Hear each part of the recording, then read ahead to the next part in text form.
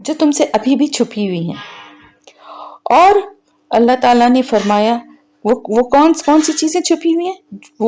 وہ بھی میں جانتا ہوں جو تم ظاہر کرتے ہو اور جو تم چھپاتے ہو. تو تم کیا ظاہر کرتے ہو اور تم کیا چھپاتے ہو، اس میں دونوں رویے آ گئے. تم کیا ظاہر کرتے ہو میں فرشتوں کا رویہ آ گیا کہ تم کیا ظاہر کرتے ہو، وہ ظاہر کر دیا انہوں نے سوال کے ذریعے. ان کے سوال میں کوئی کھوٹ نہیں تھا، ان کی بات کرنے میں، یا انہوں نے ایک سوال کیا، اللہ نے اس کا جو جواب دیا وہ اس سے مطمئن ہو گئے.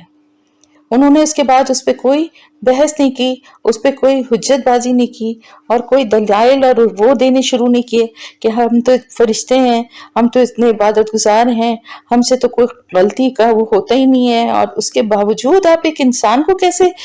اتنا بڑا مرتبہ دے رہے ہیں کہ ہم اس کو سجدہ کریں. فرشتے بھی تو یہ کہہ سکتے تھے نا کہ وہ تو شروع سے جب سے ان کی تخلیق ہوئی ہے صرف اللہ کی عبادت اور اللہ کے احکامات کی پابندی کر رہے ہیں، کوئی نافرمانی یا کوئی ایسا تو رویہ ان کا ہے ہی نہیں نا. تو وہ کہتے کہ یہ ایک انسان جس کو اب جس کی تخلیق ہو رہی ہے اس کا درجہ اتنا زیادہ ہو جائے گا،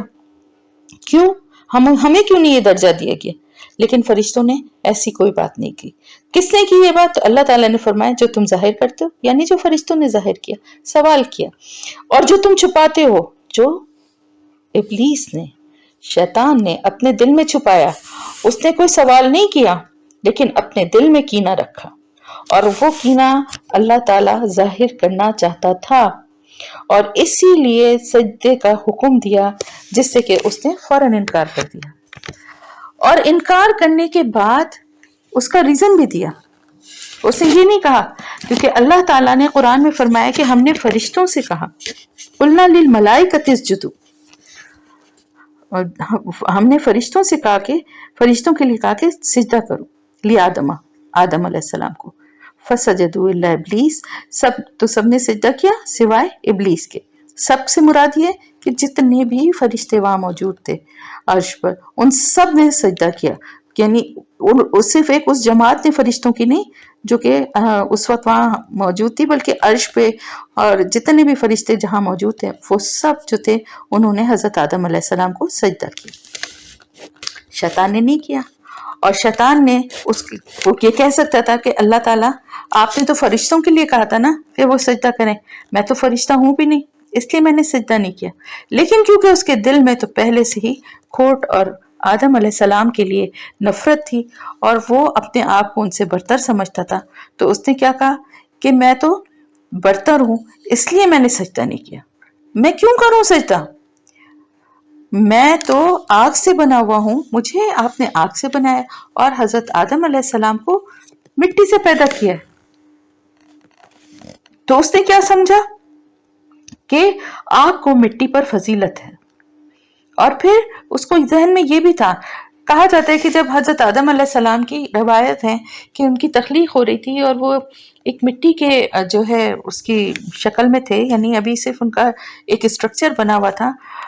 تو شیطان جو ہے آتے جاتے وہاں سے دیکھتا تھا اور ایک ٹھوکر بھی کبھی لگا دیتا تھا کہ یہ کیا چیز ہے. یعنی اس وقت سے اس کو ایک جیلسی سی تھی، کیونکہ یہ بات اس کو پتہ چل گئی تھی کہ یہ جو مخلوق جس کی اللہ تعالیٰ جس انسان کی تخلیق ہو رہی ہے، اس کو ایک بہت بڑا منصب دیا جانے والا ہے، جو اللہ کے نائب کی حیثیت اس کو حاصل ہونے والی ہے. تو اس کے دل میں اس کو حقارت کی نظر سے وہ دیکھتا تھا کہ ایک مٹی کا بنا ہوا ایک ٹھیکرا سا ہے، اور وہ اس کو حقارت سے دیکھتا تھا. اور نہ صرف یہ کہ وہ اس کو جب اللہ تعالیٰ نے اس کو مکمل اس کی تخلیق ہوئی تو یہ کہا کہ اس کو سجدہ کریں، تو اس نے بالکل اس سے انکار کر دیا. اور اس کی ریزن یہ دیا کہ میں تو اتنا برتر ہوں، یعنی اپنی عبادت اور اپنی جو وہ اتنی ریاضت جو وہ اتنے سالوں اس نے کی تھی اس کا بھی حوالہ نہیں دیا کہ میں تو اللہ میں تیرا عبادت گزار ہوں، یا مجھے ایسی مخلوق کے آگے سجدہ کرنے کے لیے کیوں کہہ رہا ہے. کیونکہ نفرت اور کینہ حد سے بڑھا ہوا تھا. تو اس نے کہا کہ میں تو آگ سے بنا ہوا ہوں اور یہ مٹی سے، تو میں اس کو سجدہ کیوں کروں. تو اللہ تعالیٰ کی حکمت اور اللہ تعالیٰ کی جو فیصلے ہوتے ہیں نا،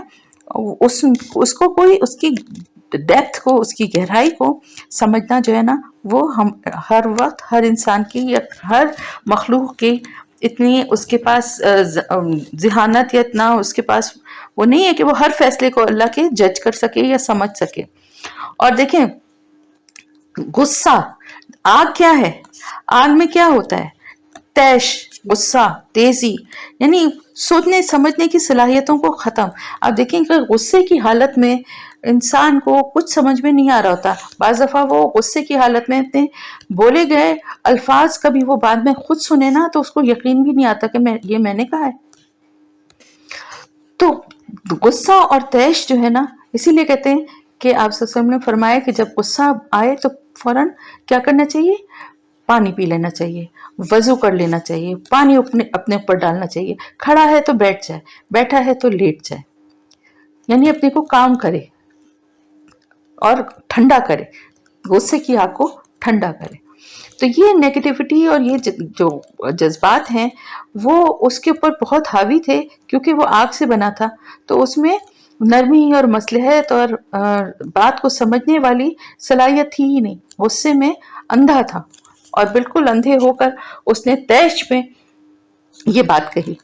तो अल्लाह ताला की हिकमत है कि मिट्टी को बज़ाहिर देखने में तो ये लगता है कि आग जो है बड़ी ज़बरदस्त चीज़ है, मिनटों सेकंडों में चीज़ों को जला के राख करके ख़त्म कर देती है। इसके बरक्स मिट्टी तो एक सीधी सादी सी चीज़ है बेचारी, वो किसी को क्या नुकसान पहुंचाती है, लेकिन असल में मिट्टी को आग पर बहुत सारी वजूहात हैं जिनकी वजह से फजीलत दी गई। इंसान की तख्लीक के लिए मिट्टी का इंतखाब अल्लाह पाक ने क्यों किया,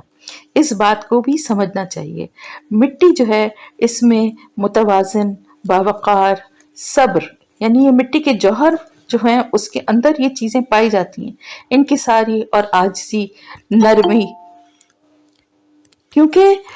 मिट्टी में एक नरमी और एक हर यानी सांचे में ढल जाने वाली ये एक सलाहियत उसमें होती है। आग जो है वो हल्की है, बुलंद हो जाती है, जल्दी से एकदम शोला लपकता ऊपर तक चली जाती है, जबकि मिट्टी में वजन है। फिर मिट्टी में एक और खुसूसियत है कि वो चीजों को जमा करने की, जोड़ने की सलाहियत रखती है, जबकि आग में क्या है, जला के जुदा कर देती है, राख कर देती है। फिर इंसानों और नबातात सबकी जिंदगी का एक बहुत बड़ा जरिया मिट्टी है। इसी मिट्टी में पौधे लगते हैं, इसी मिट्टी में फसलें उगती हैं और इसी मिट्टी से जो है वो हम अपनी ग़िज़ा और सब चीज़ें हासिल करते हैं। तो मिट्टी जो है वो ज़िंदगी के, इंसान की ज़िंदगी का एक बहुत अहम हिस्सा है, यानी इंसान बना भी मिट्टी से है और उसको मिट्टी में ही जाना है। मिट्टी में एक ये भी सलाहियत होती है कि चीज़ों को अपने अंदर छुपा लेती है, ख़त्म हो जाते हैं, जबकि आग से सिर्फ तबाही और बर्बादी हासिल होती है। तो ये सारी बातें जो हैं वो इसलिए मैं बता रही हूँ कि इंसान को मिट्टी से बनाना कोई इसलिए नहीं बनाया गया कि इंसान किसी तरह से कुछ कम है या हकीर है, बल्कि इंसान सबसे आला और रफ़ा है, मिट्टी हर रूप में ढल सकती है। फिर एक और ख़ास बात आप देखें कि जब जन्नत का जिक्र होता है तो वहाँ पर ये होता है जिक्र के वहाँ पर मिट्टी जो है उसमें मुश्क की खुशबू है, किसी जगह की, कहीं किसी जन्नत के किसी, यानी मुख्तलिफ हमने पढ़ा है ना, नाम याद किए थे ना आपने कि कितनी तक जन्नतों के मुख्तलिफ कितने नाम हैं। तो कहीं की मिट्टी जो है उसमें मोती और खुशबूदार जो है वो मुश्क और वो शामिल हैं, कहीं पर सोना और चांदी की चमक है, मुख्तलिफ तरह ना मिट्टी का ही जिक्र है। कहीं जन्नत में आग का कोई जिक्र है? ये जिक्र तो है कि जो वो चाहेंगे जन्नत में रहने वाले वो उनको पेश कर दिया जाएगा, खाने पीने का हर सामान, हर चीज उनको पेश कर दी जाएगी। लेकिन कहीं ये जिक्र तो नहीं है ना कि वहां पे बड़े बड़े अलाव होंगे जिनमें खाने पक रहे होंगे और भुन रहे होंगे, ऐसा तो कुछ भी नहीं है ना। तो जन्नत के तसव्वुर जब भी करेंगे, बात करते हैं, तो आग और जन्नत बिल्कुल एक दूसरे के मुतजाद, एक दूसरे के ऑपोजिट, एक दूसरे के दुश्मन है। और इसी तरह जब जहन्नुम का जिक्र होता है तो वहां मिट्टी का कोई जिक्र नहीं है, وہاں پر کوئی یہ ذکر نہیں ہے کہ وہاں مٹی پہ ان کو باندھا جائے گا یا مٹی کے ٹیلے ہوں گے، یا بلکہ وہاں پر صرف کیا ذکر ہے، آگ کی لپٹیں ہوں گی، آگ کے شعلے ہوں گے، آگ کی دیواریں ہوں گی، آگ کے اوڑھنے بچھونے ہوں گے. تو صرف اور صرف جہنم اور آگ یہ جو ہے ایک دوسرے کے ساتھ ہے. تو پھر اب آپ یہ دیکھیں مٹی جو ہے وہ طہارت کا ذریعہ بھی ہے جس سے کہ ہم تیمم کرتے ہیں. تو پھر اب آپ یہ دیکھیں کہ اگر وہ اللہ کی بات مانتا ہوا، اللہ کی رضا کی خاطر جھک جاتا، تو اس کو اس سے بھی زیادہ عزت ملتی جو اس کا مقام تھا. لیکن کیونکہ اس نے اللہ کو کی بات ماننے سے انکار کیا اور تکبر کر کے، یعنی اللہ کے سامنے اپنے کو بڑا سمجھا نا. کس طرح کہ اللہ کا جو حکم ہے اس کو ماننے سے انکار کرنے کا کیا مطلب ہے کہ اپنے کو بڑا سمجھنا. تو کہا جاتا ہے، یہ بھی ایک روایت ہے کہ جب شیطان ابن آدم کو سجدہ کرتے دیکھتا ہے، یعنی نماز پڑھتے ہوئے جب دیکھتا ہے تو چلاتا ہے، کہتا ہے ہائے ہلاکت، اللہ نے ابن آدم کو سجدے کا حکم دیا تو اس نے کر لیا اور اس کے لیے جنت ہے، اور میں نے سجدے سے انکار کیا تو میرے لیے آگ ہے. اور آگ ہے لیکن اس کے باوجود اس نے توبہ نہیں کی. تو سجدے کی حقیقت جو ہے نا وہ بہت، یعنی سجدے میں اب آپ یہ سمجھیے کہ یہ سجدہ وہ ایک سجدہ جسے تو گراں سمجھتا ہے، 1000 سجدوں سے دیتا ہے آدمی کو نجات، کہ ایک وہ سجدہ جو اللہ کے آگے کیا جاتا ہے نا، وہ دوسرے لوگوں کے آگے جھکنے سے انسان کو بچا لیتا ہے. سجدے کی حقیقت جو ہے نا وہ اللہ کی برتری کو تسلیم کرنا. ہم جب سجدہ کرتے ہیں تو ہم اللہ کی برتری کو تسلیم کرتے ہیں اور ہم اللہ کو مانتے ہیں سب چیزوں کا مالک، اور یہ بھی جانتے ہیں کہ سجدے کی حالت میں ہم اللہ کے سب سے قریب ہیں. تو ایک انسان کو اللہ نے کتنے سارے انعام دیے اس سجدے کے ذریعے، کہ اس سجدے کے ذریعے انسان اللہ کے سب سے زیادہ نزدیک ہو جاتا ہے. اب اس نے کیا کیا، لیکن اس نے کیا مانگا؟ اس نے مانگا قیامت تک کے لیے مہلت، زندہ رہنے کی اور پھر بہکانے کی.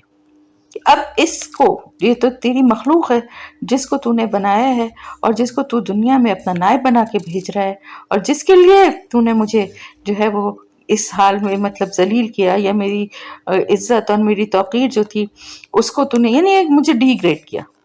اللہ کا حکم ماننے والا کبھی ڈی گریڈ نہیں ہوتا، یہ بات یاد رکھیں. اللہ کا حکم ماننے والا بظاہر اگر لگتا بھی ہے کہ وہ جھک رہا ہے یا وہ اللہ کا حکم ماننے کے لیے یعنی کہیں کسی جگہ کسی کو آگے بڑھا رہا ہے اور خود پیچھے ہو رہا ہے، تو اللہ اس کو اور زیادہ عزت دیتا ہے. تو اس نے کہا کہ میں جو ہوں مجھے قیامت تک کی مہلت دیں، اور اب میں اس مخلوق کو جس کو کہ یعنی حضرت آدم علیہ السلام اور اس کی اولاد کو، ان کو میں بہکاؤں گا. ان کو میں، جن کو آپ سمجھ رہے ہیں کہ بڑے ان کو نائب بنا کے بھیجا جا رہا ہے، ان کو میں ہر طرح سے بہکاؤں گا، راستے سے بھٹکاؤں گا، اور اس کے لیے بار بار یعنی راستے کو روکوں گا ہی نہیں بلکہ ڈیرے ڈال کر بیٹھ جاؤں گا. بار بار جو ہے ان کو دل میں وسوسے ڈالوں گا، ان کو جو راستے برائی کے ہیں وہ خوشنما کر کے اور بڑے بارونق کر کے دکھاؤں گا. تو شیطان کے دل میں جو کینہ اور نفرت تھی نا،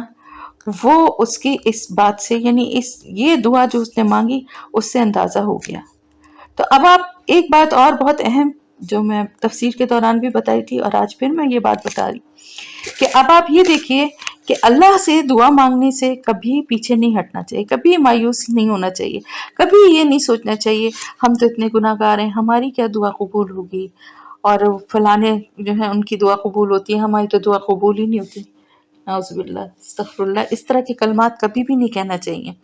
سب کی دعائیں قبول ہوتی ہیں، اللہ پاک سب کی دعائیں قبول کرتا ہے، اور گناہ گاروں کی ہوں یا نیکوں کی ہو سب کی دعا قبول ہوتی ہے. گناہ گاروں کا بھی اللہ کے سوا کون آسرا ہے،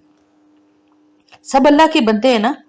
اور گناہ گار اگر توبہ کرنا چاہتے ہیں اللہ سے اور اللہ کی طرف واپس پلٹ کر آنا چاہتے ہیں تو اللہ تو ان کے لیے بہت، وہ اللہ کو اور زیادہ پسند ہوتے ہیں کہ ایک برائی کے راستے پہ چلتے ہوئے دلچسپیوں اور اس کی جو رونقیں ہیں ان سے لطف اندوز ہوتے ہوئے ان کو احساس ہو اپنے گناہ کا، اور وہ اللہ سے معافی مانگیں اور ان سب برائیوں کو چھوڑ دیں، تو وہ جس نے مزہ چکھا ہی نہیں نا گناہ کا، جس نے برائی کی ہی نہیں، یہ مطلب نہیں کہ اس کا کوئی اجر و ثواب نہیں ہے، اس کے لیے بھی بہت اجر و ثواب ہے، لیکن جو برائی کے راستے پہ چل رہا ہے اور اس کے مزے چکھ رہا ہے اور اس انجوائے کر رہا ہے اپنی اس لائف کو، اور وہ ایک دم سے سب کچھ چھوڑ دے اور پھر اللہ سے توبہ کرے اور اللہ کے بتائے ہوئے راستے پہ چلنے لگے، تو اس کے لیے بہت بڑا اجر ہے۔ ابھی ہم تفسیر میں کر رہے تھے نا کہ دگنا اجر کن کے لیے، تو ان لوگوں کے لیے بھی ہے جو بھٹک جائیں، بہک جائیں، لیکن پھر واپس اللہ کی طرف آئیں اور اللہ سے توبہ کریں اور اللہ کے بتائے ہوئے راستے پہ چلنے لگیں۔ تو اللہ کی حکمت اور مشیت یہ تھی کہ ابلیس کو یہ مہلت دے دی جائے، کیونکہ دیکھیں یہ سب کچھ جو تھا نا اللہ پاک کے پاس، یہ سب کچھ پلانڈ، اللہ کو یہ سب پتا تھا، کیونکہ کائنات کے یعنی آغاز سے پہلے، اس کی تخلیق سے بھی بہت پہلے جو ہے سارا کچھ جو کچھ بھی ہو رہا ہے نا، یہ سب اللہ پاک نے لوح محفوظ میں لکھا ہوا، قلم کی تخلیق ہوئی اور اس کے ذریعے لکھ کے اس کتاب میں، لوح محفوظ میں سب کچھ موجود ہے۔ تو یہ سب کچھ جو تھا، یہ سب کچھ ایک پلان کا حصہ تھا۔ اب اس کے لیے بعض لوگ یہ کہتے ہیں کہ اگر پہلے سے سب لکھا ہوا ہی تھا اور یہ سب پلان کا حصہ تھا تو پھر تو ایسے ہی ہونا تھا۔ یہ ایک طویل بحث ہے، یہاں پر میں ابھی اس پہ نہیں پڑھوں گی، آپ بس اس کو صرف اس طرح سے سمجھ سکتے ہیں کہ آپ کے سامنے اگر فرض کریے کہ ایک البم ہے، جس البم تو نہیں کہیں گے، کیا کہنا چاہیے اس کو، کہ آپ کے سامنے ایک مختصر ایک آڈیو یا ویڈیو ہے، آپ جس کو آپ دیکھ رہے ہیں اور وہ اتنی کہ پوری آپ ایک ساتھ آپ کو، یعنی آپ ایک وقت میں ہی دیکھ رہے ہیں اور آپ کو پتا ہے کہ اس کا اینڈ تک کا اندازہ آپ کو ہو رہا ہے کہ یہ ہے، تو اس کا یہ مطلب تو نہیں ہے نا، ہو سکتا ہے کہ اس کا اینڈ ایسا نہ ہو جیسا آپ سمجھ رہے ہیں، بالکل ڈیفرنٹ ہو جائے، اور ہو سکتا ہے کہ جیسا آپ سمجھ رہے ہیں ویسے ہی ہو جائے۔ تو آپ کو تو اندازہ نہیں ہے نا، لیکن اللہ پاک کو کی نالج میں ہر چیز موجود ہے، مگر اس کے ساتھ ساتھ اس نے سب کو، انسانوں کو خاص طور سے، اور اس وقت شیطان کو بھی اختیار دیا گیا تھا کہ وہ سجدہ کرے یا نہ کرے، تبھی تو اس نے انکار کیا نا۔ اگر اس کو یہ اختیار نہ دیا گیا ہوتا تو پھر تو اس کے پاس کوئی دوسرا آپشن ہی نہیں تھا، اس کو سجدہ کرنا ہی کرنا تھا، لیکن اس کو یہ آپشن دیا گیا تھا، جیسا کہ آج ہم انسانوں کو آپشن دیا گیا ہے کہ ہم سجدہ کریں یا نہ کریں، نماز پڑھیں یا نہ پڑھیں، نیکی کے کام کریں یا نہ کریں، لوگوں کو دھوکہ دیں، کم تولیں، بےایمانی کریں، لوٹیں دوسروں کو، یہ ساری کچھ جو ہے یہ اختیار ہے نا، چاہیں تو کریں چاہے تو نہ کریں۔ تو پھر ایسا نظام اور ایسی ایک کائنات کی تخلیق کے بعد انسان کو ایسی دنیا میں نہیں بھیجنا تھا، بلکہ نائب بنانے کا مقصد کیا تھا، ایک ذمہ داری دے کے جب اس کو دنیا میں انسان کو بھیجا ہے تو پھر وہاں پر اس کا ٹیسٹ بھی ہوگا، تو اس ٹیسٹ کے نتیجے میں ہی اس کو کچھ انعامات حاصل ہوں گے۔ اب یہ دیکھیے کہ شیطان کے راستے کو روکنا کیا ہوتا ہے اور کس طرح سے وہ لوگوں کو بہکاتا ہے، لوگوں کے دلوں میں خواہشات ڈالتا ہے، آرزویں، اور وہ آرزویں جھوٹی کیا ہوتی ہیں، وہ جھوٹی آرزویں یہ ہوتی ہیں کہ ان کو چیزوں کی طرف، دنیا کی رونقوں کی طرف، دنیا کے مال کی طرف، اولاد کی طرف اتنا زیادہ لگا دیتا ہے کہ وہ اپنا اور اللہ کا تعلق جو ہے وہ بھول جاتے ہیں، اور صحیح اور غلط، جائز اور ناجائز کی تفریق بھی بھول جاتے ہیں۔ تو اللہ تعالیٰ نے اس دنیا میں شیطان کو یہ اختیار نہیں دیا ہے کہ اس کو ہاتھ پکڑ کے وہ کسی انسان کا اس سے گناہ کروا لے، بلکہ وہ صرف وسوسہ ڈال سکتا ہے، بہکا سکتا ہے۔ تو شیطان کو جب وہ ایک اللہ کی طرف سے چھوٹ دے دی گئی، تو میں اس سوال کا جواب بھی دے رہی تھی کہ اس پوری اسٹوری سے جو ہمیں قرآن کے ذریعے ہم حضرت آدم علیہ السلام کی اور ان کے ساتھ شیطان کا جو ایک ہمیشہ کی جو جنگ کا آغاز ہوا، اس سے ہمیں یہ بات پتہ چلتی ہے۔ باقی دیکھیں اللہ پاک جو ہے نا، اس کے کیا فیصلے ہیں اور وہ کس کو معاف کرتا ہے اور کس کو نہیں معاف کرتا، یہ خالصتاً اللہ کے ہاتھ میں، انسان اس کے بارے میں فیصلہ نہیں کر سکتا۔ لیکن جس طرح کا گناہ شیطان نے کیا اور اس گناہ پر وہ قیامت تک قائم رہے گا، اس نے معافی کا کہیں ذکر نہیں ہے کہ قیامت کے قریب وہ معافی مانگ لے گا، ایسا کچھ نہیں ہے۔ اور وہ اتنا سرکش اور ڈھیٹ ہے کہ وہ معافی مانگی ہی نہیں اس نے نا۔ تو پھر جس نے اتنا بڑا گناہ کیا اور پھر اس کی معافی بھی نہیں مانگی اور پھر اس کی وجہ سے اتنے بڑے بڑے گناہ ہوئے۔ آپ کو معلوم ہے نا کہ ایک گناہ کی یا ایک غلط کام کی اگر کوئی ابتدا کرتا ہے تو پھر قیامت تک جب تک وہ گناہ ہوتا رہتا ہے اس شخص کو اس کا گناہ ملتا ہے، اس کا حصہ اس کو ملتا ہے۔ جیسے حابیل اور قابیل کی جو لڑائی آپس میں ہوئی تھی اور اس میں حابیل کو قتل کر دیا گیا تھا،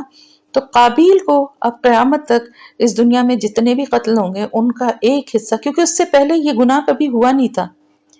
کسی گناہ یا کسی غلط کام کی ابتدا کرنا بہت ہی، یعنی ایک تو گناہ کرنا ہی بہت ظاہر غلط وہ ہے، لیکن کسی غلط کام یا گناہ کی ابتدا کرنا اور زیادہ برا اس لیے ہے کہ پھر اس سے آگے جب تک وہ چلتا رہے گا، وہ چین چلتی رہے گی، تو اس شخص کو اس کا ایک حصہ اس گناہ کا ملتا رہے گا۔ تو سوچیں جب انسانوں میں اس طرح ہے کہ ایک حصہ مل رہا ہے تو کیا شیطان کو اس کا حصہ نہیں ملتا ہوگا؟ اس کے لیے کیا جمع نہیں ہو رہے ہوں گے اس کے گناہ؟ اور وہ اس پہ نڈر ہے، اس نے جان بوجھ کے یہ اپنے لیے انجام منتخب کیا ہے کہ دنیا میں کم از کم میں آدم علیہ السلام کو اور ان کی اولاد کو چین سے نہیں رہنے دوں گا، چاہے مجھے بعد میں خود جہنم کی آگ میں جلنا پڑے، مرنا پڑے، جو تکلیف اٹھانی پڑے، لیکن میں چین سے نہیں لینے دوں گا۔ یہ ہے تکبر کے ساتھ ساتھ حسد۔ اور حسد کرنے والا، آپ دیکھیں بہت سارے کیسز میں آپ کو نظر آئے گا کہ حسد کرنے والا جو ہوتا ہے وہ اتنا اندھا ہو جاتا ہے کہ وہ یہ بھی نہیں دیکھتا کہ اس کا کوئی فائدہ اس میں ہو رہا ہے یا نہیں، اسے صرف اس بات سے غرض ہوتی ہے کہ اس کا نقصان ہو جائے،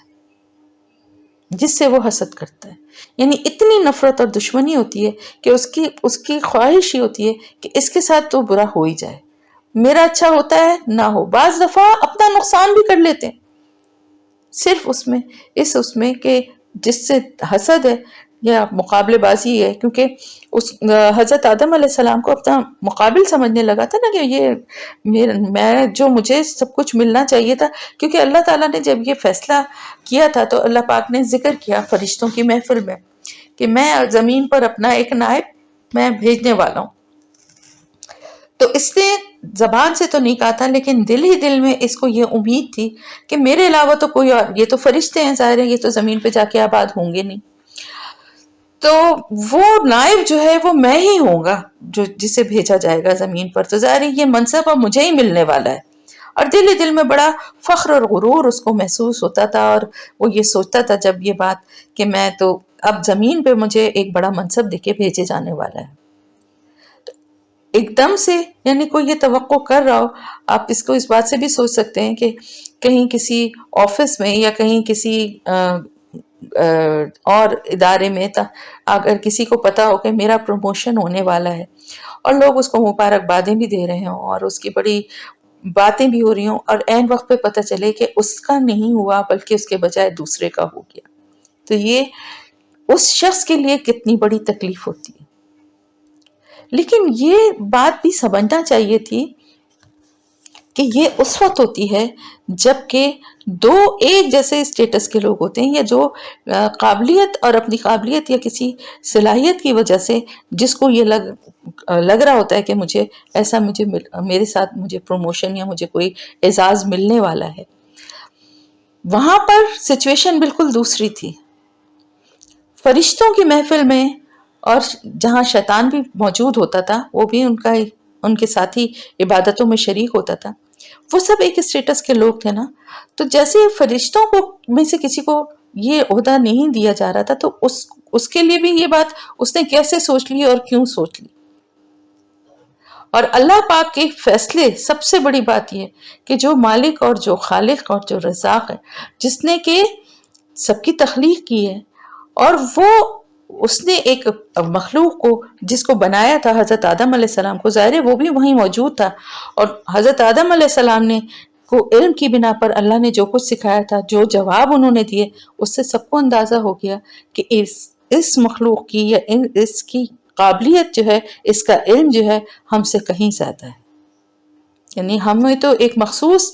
جتنا اللہ کو ہم سے کام لینا ہے، جو ہمارے پر ذمہ داری ہے، اتنا علم دیا گیا ہے نا، اس کے پاس ہم سے کہیں زیادہ علم ہے۔ تو فرشتوں کے لیے بھی تو وہی والی بات تھی نا، وہ بھی تو یہ سوچ سکتے تھے کہ یہ منصب ہمیں دیا جائے گا، لیکن انہوں نے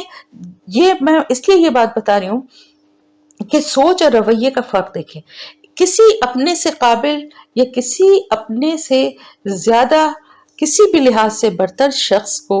اگر کوئی عہدہ، اگر کوئی مراد، اگر کوئی اللہ کی نعمتیں حاصل ہیں تو اس سے حسد نہ کریں۔ یہ اللہ کا فیصلہ ہے، اس کو اللہ کا فیصلہ سمجھ کے قبول کریں۔ فرشتوں نے جیسے کیا تھا، وہ قائل ہو گئے، انہوں نے دیکھا کہ ہاں واقعی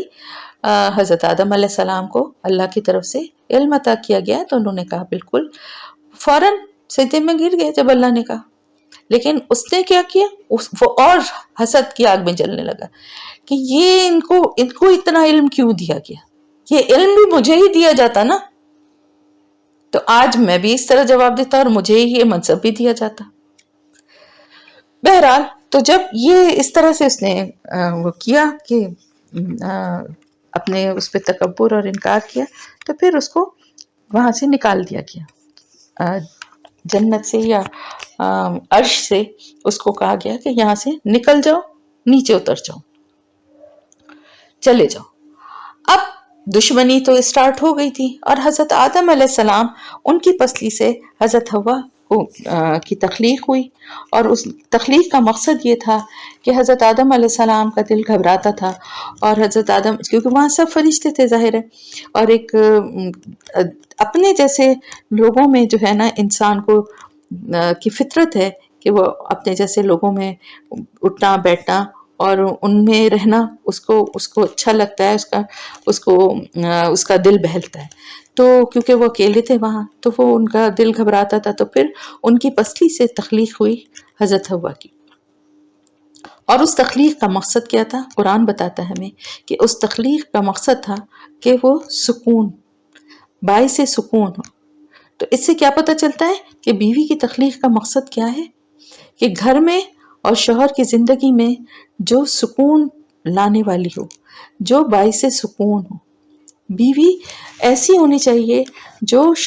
جب آئے شوہر دیکھے تو اس کو خوشی ہو، محبت والی نظر سے دیکھے، اور اس کے دل میں سکون ہو، گھر کا ایک پرسکون ماحول ہو۔ اور اسی طرح سے جب بچے ہوتے ہیں تو ان بچوں کے لیے بھی وہ باعث سکون ہو۔ بچے دیکھیں سکون کے لیے، آرام کے لیے کس کے پاس بھاگتے ہیں؟ باپ کے پاس یا ماں کے پاس؟ کیونکہ عورت کی ذات میں اللہ پاک نے یہ صلاحیت قدرتی طور پہ رکھی ہے کہ وہ باعث سکون ہے، اور اگر وہ نہیں ہے تو پھر وہ عورت کہلانے کی حقدار نہیں ہے۔ اس کو اپنے میں یہ چینج لانا چاہیے، اپنے میں یہ تبدیلی، اپنے میں یہ کوالٹی پیدا کرنا چاہیے کہ وہ باعث سکون ہو اپنے شوہر کے لیے۔ پھر شوہر کا کیا فرض ہے؟ بیوی کا ہی سب فرض ہے کہ وہ سکون دے، گھر میں ہم اچھا ماحول رکھے، بچوں کو بھی سکون دے۔ شوہر کی ذمہ داری ہے، جیسا کہ حضرت آدم علیہ السلام اپنی بیوی کو لے کر جنت میں اللہ تعالیٰ نے ان کو بھیج دیا، وہ ان کا ٹھکانہ تھا، اور جنت میں وہاں بھیجنا اس کا مطلب یہ ہے کہ مرد کی کیا ذمہ داری ہے کہ وہ رہنے سہنے، اس کے اخراجات، اس کی تمام ذمہ داریوں اور خرچوں کا جو بوجھ ہے یا ذمہ داری ہے وہ خوشی خوشی اٹھائے۔ تو گھر کے لیول پر عورت شوہر کو سکون اور خوشی دے، اور مرد کی ذمہ داری ہے کہ اس کی عزت کی حفاظت کرے، اس کو رہنے کا ٹھکانہ دے اور اس کی ضروریات کو پورا کرے۔ تو ان کو جنت پہ کیوں بھیجا گیا؟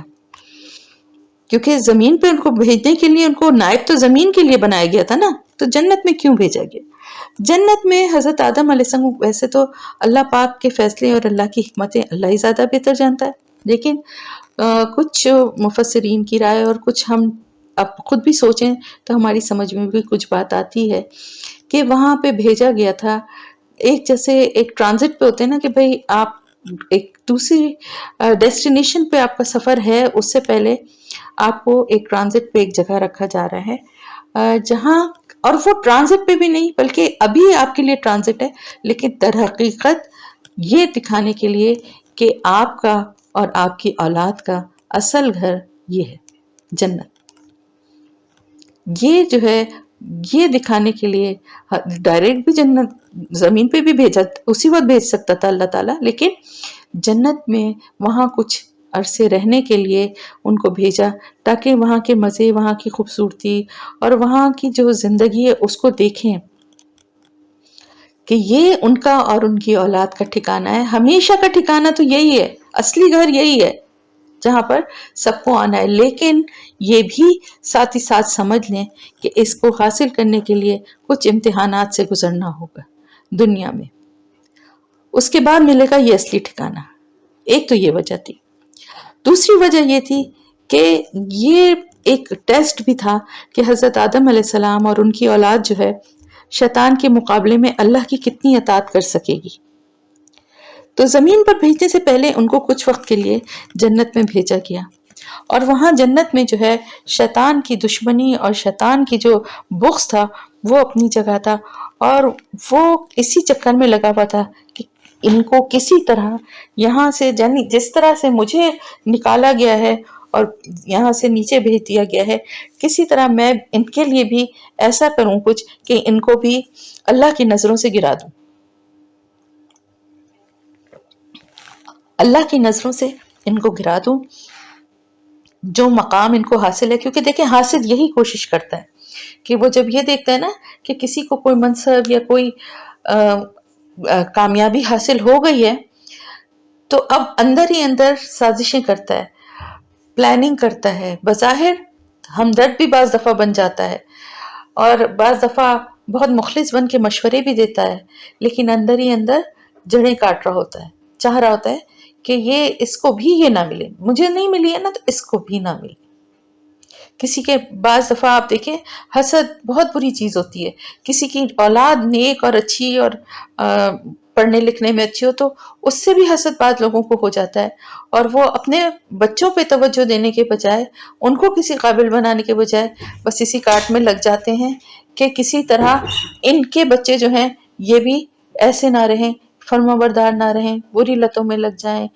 پڑھائی میں اچھے نہ رہیں. یہ ایک بہت عجیب سا بیہیویئر ہوتا ہے جو شیطانی بیہیویئر ہے. حسد ہے ہی شیطانی جذبہ. خیر،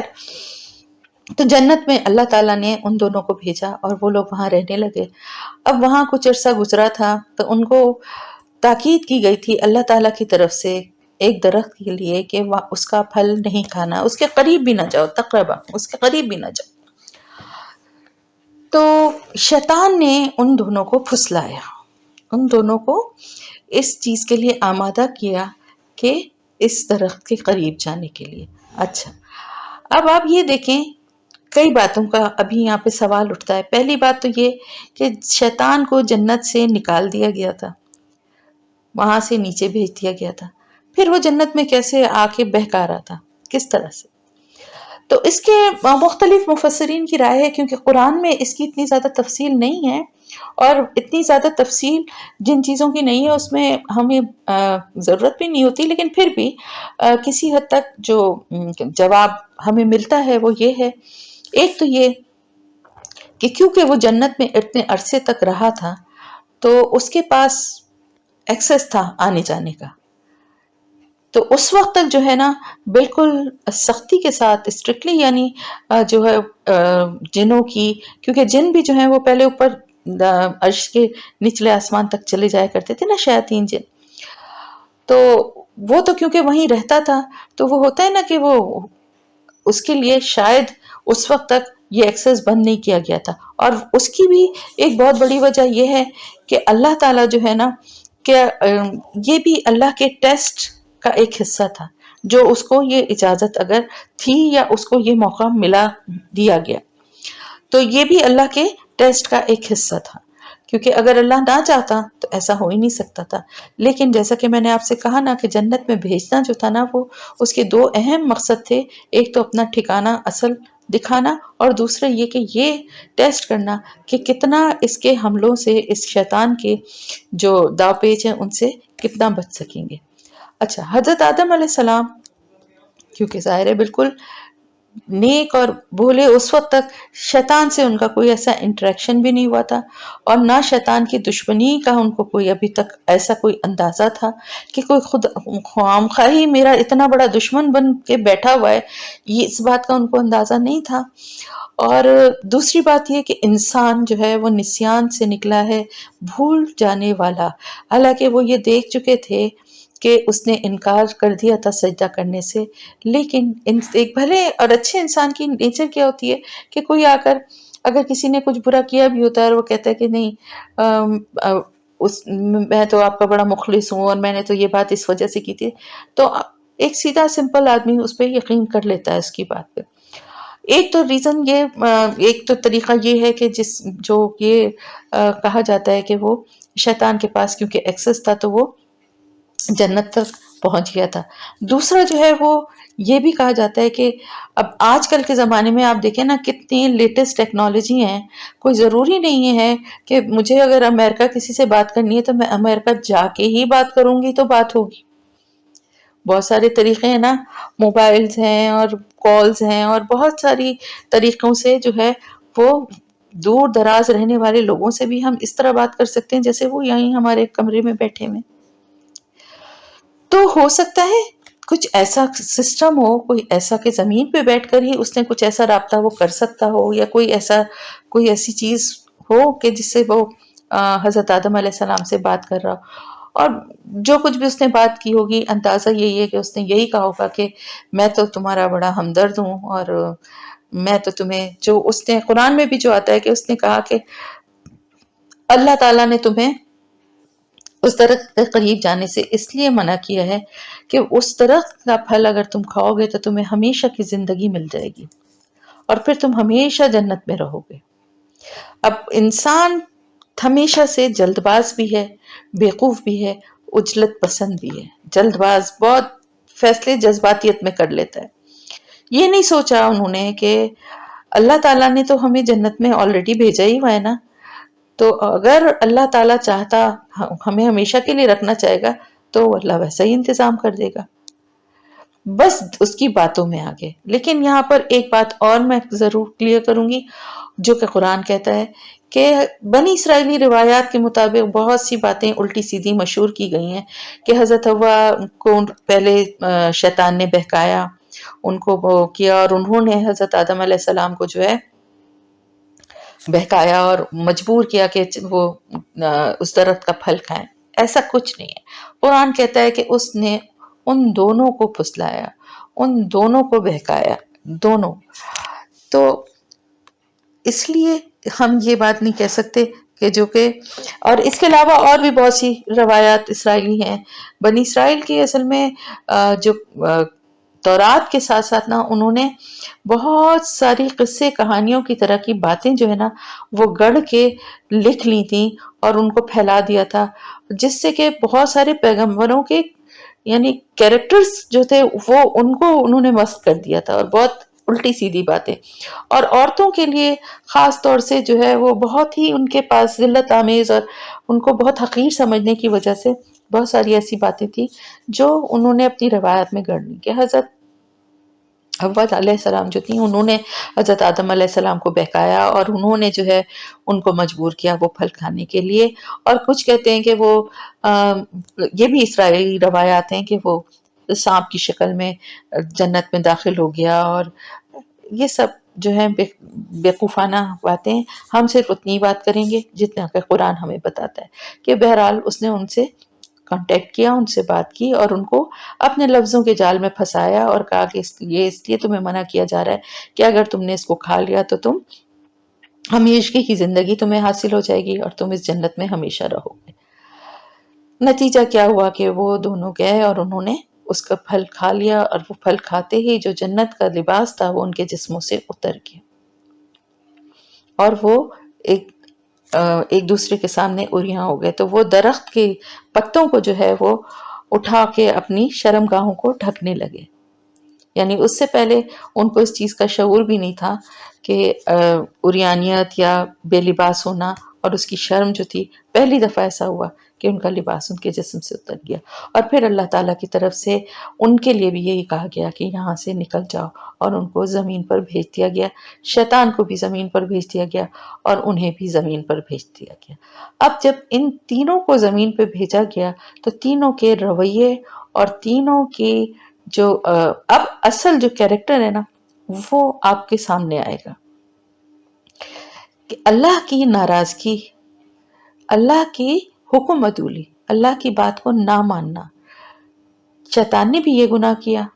اتنا بڑا نہیں کیا. چلیں انہوں نے، حضرت آدم علیہ السلام نے کوئی تکبر نہیں کیا، حضرت آدم علیہ السلام نے کوئی سرکشی نہیں دکھائی، لیکن انکار تو کیا نا. اللہ نے جس چیز سے منع کیا تھا اس چیز کو انہوں نے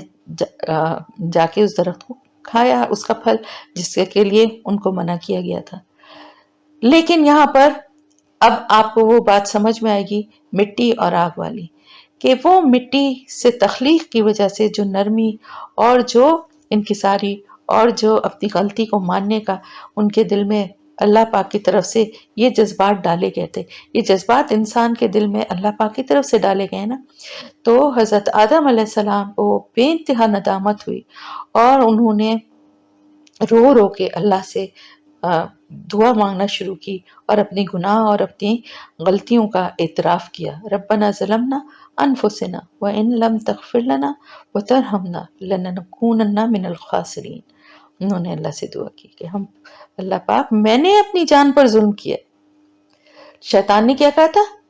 کہ آپ نے میرے اوپر ظلم کیا کہ مجھے اس میں ڈالا کہ میں انکار کروں. حضرت آدم علیہ السلام نے کہا میں نے اپنی جان پہ ظلم کیا، میں نے گناہ کیا نا، میری غلطی ہے. اور اگر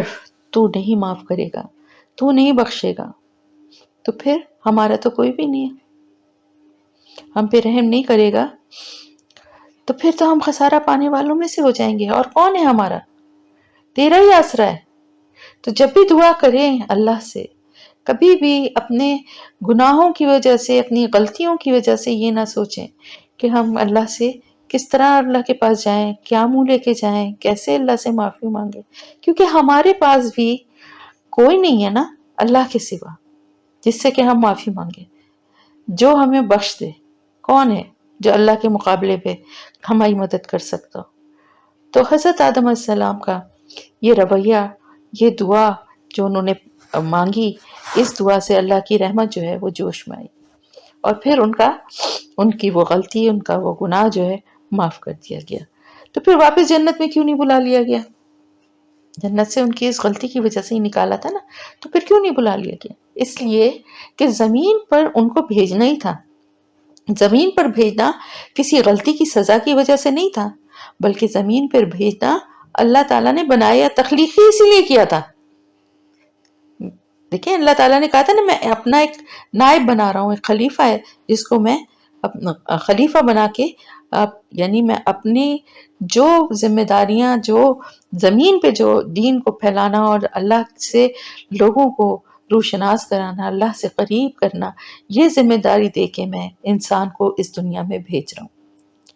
اور اسی طرح سے جب حضرت آدم علیہ السلام کی دعا قبول ہوئی تو وہ اس دنیا میں رہنے لگے، اور اس دنیا میں رہنے کے لیے اللہ پاک نے فرشتوں کے ذریعے، حضرت جبرائیل علیہ السلام کے ذریعے ان کو وہ طریقے سکھائے کہ کس طرح سے فصلوں کا اگانا، اور کس طرح ایک ایک چیز اور ایک ایک کام ان کو سکھائے گئے، اور وہ اس دنیا میں رہنے لگے. ان کی اولاد، ان کے بچے، اور روایات ہیں یہ بھی کہ صبح اور شام دونوں وقت میں حضرت حوا علیہ السلام جو تھی ان کی اولاد ہوتی تھی، اس لیے کہ اس وقت تک تو دنیا میں آبادی تھی ہی نہیں نا، اور آبادی جو ہے وہ تھوڑی اتنی تو ہو کہ جس سے ایک قبیلہ یا کوئی گروہ بن سکے. تو صبح پیدا ہونے والے بیٹے کی شادی جو ہے وہ شام میں پیدا ہونے والی لڑکی سے، اور اسی طرح کراس جو ہے نا وہ ہو کر دی جاتی تھی. اور اسی واقعے کے مطلب اسی طریقے سے حابیل اور قابیل جو تھے وہ ایک ہی یعنی حابیل کی بہن سے قابیل کی شادی اور قابیل کی بہن سے حابیل کی شادی طے ہوئی تھی. تو حضرت آدم علیہ السلام اس طرح سے ان کا دنیا پہ آنا اور پہلے دنیا کے انسان اور پہلے پیغمبر اور ہمارے باپ حضرت آدم علیہ السلام، ان کا جو ہے یہ قصہ اور یہ واقعہ، یہ بات یہاں پر ہم ختم کرتے ہیں. اور آگے جو ہے حابیل اور قابیل جو ہیں ان کا ہم کل انشاءاللہ تعالی ذکر کریں گے، اور اگر وہ ٹائم ہوا تو پھر ہم اگلا قصہ جو ہے نا وہ دیکھیں گے کہ نیکسٹ کون سا قصہ بنتا ہے، تو پھر ہم وہ شروع کر دیں گے. ایکچولی حضرت ابراہیم علیہ السلام اور حضرت موسیٰ علیہ السلام کے واقعات جو ہیں وہ خاصے تفصیلی ہیں، اور وہ میں کوشش کروں گی کہ ایسے شروع کروں کہ جیسے پیر سے شروع کروں تو پیر منگل بدھ کم از کم ہمیں 3 دن مل جائیں. اور باقی یہ ہے کہ حضرت آدم علیہ السلام کا واقعہ تقریباً تمام اس کی ڈیٹیلز جو ہیں وہ ہم نے ڈسکس کر لیں، اور پھر اب آگے جو ہے ان کے بیٹوں کا ذکر جو ہے وہ اتنا تفصیلی نہیں ہوگا. تو میرے خیال سے یہاں پر ہم ختم کرتے ہیں، اور انشاءاللہ تعالیٰ کل پھر ملاقات ہوگی.